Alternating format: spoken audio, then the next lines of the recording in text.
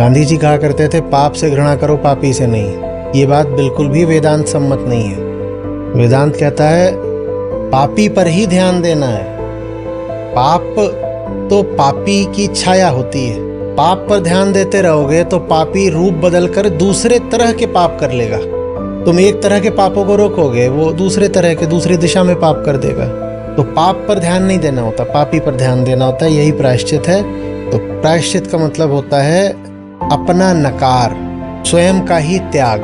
मैं जो था, जिसने ऐसे कर्म करे कि अब दुख पा रहा हूं, ग्लानि हो रही है, उसका सुधार नहीं हो सकता, उसका बस त्याग हो सकता है, उसका विसर्जन हो सकता है। बहा दिया स्वयं को। अब हम वो हैं ही नहीं जिसका अतीत था, हम कुछ और हैं। एक ही केंद्रीय भूल होती है जो अलग अलग रूपों में प्रकट होती है। उस केंद्रीय भूल का क्या नाम है?